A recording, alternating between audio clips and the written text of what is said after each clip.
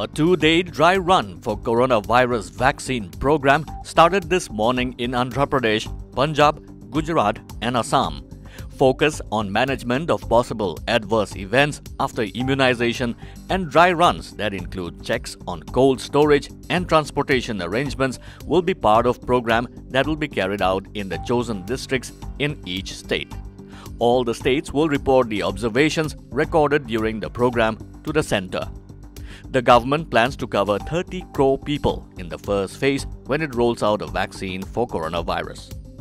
A total of 2,360 training sessions have been held so far, and 7,000 officials have been trained, including medical officers and vaccinators. In Assam, the health department will roll out the dry run in two districts, Sonitpur and Nalbari districts. The end-to-end testing of COVID-19 vaccination process includes vaccine and logistics mobilization to the sites in the two districts, officials said. Earlier this month, Bharat Biotech, Serum Institute of India and Pfizer have applied to the Drugs Controller General of India DCGI seeking emergency use authorization for their COVID-19 vaccines. India has logged over 1.02 crore coronavirus cases so far, the highest in the world after the United States. Over 1.47 lakh people have died after contracting the virus, one of the most infectious the world has seen in decades. Manipur, which was once a hotbed of insurgency, has now become a hotbed of development, said Union Home Minister Amit Shah, who hoped that insurgent groups will shun violence and return to mainstream soon. The Union Home Minister visited the state yesterday and was given a rousing welcome. He was accompanied by Union Minister of State for Development of Northeastern Region, Dr. Jitendra Singh. During his first visit to the state as Union Home Minister, Shah dedicated 2 projects besides laying foundation stones for 7 new projects. He further launched a statewide rollout of e-office. Addressing the gathering after the events, Shah said that to bring development in the Northeast region was among the central government's top priorities.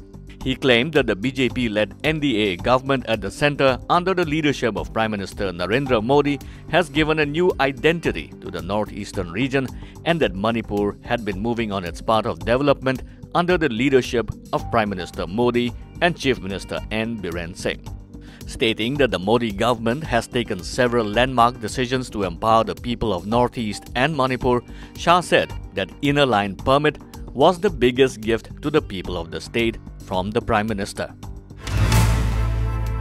Meghalaya has been reporting fewer COVID-19 cases on a daily basis over the past few days with just 5 cases, all from East Khasi Hills district, adding up to 226 positive cases across the state on Sunday.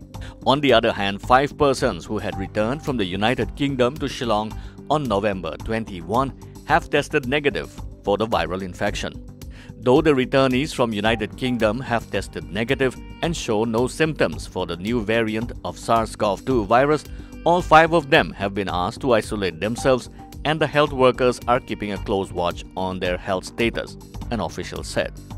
Recently, the Meghalaya government had issued an order directing all entrants to the state from the United Kingdom to declare the travel history of past 14 days to the surveillance units in the state and at the districts and undergo RT-PCR test. The center has informally told airlines not to fly Chinese nationals into the country. The development follows China's move to ban entry of flyers from India a month ago.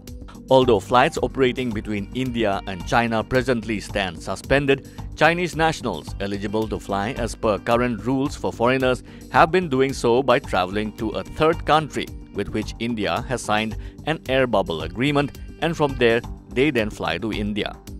Besides, Chinese nationals dwelling in air bubble nations have also been traveling to India for work and business. The center over the past weekend specifically asked airlines, both Indian and foreign, not to fly them to India, according to a report in the Times of India.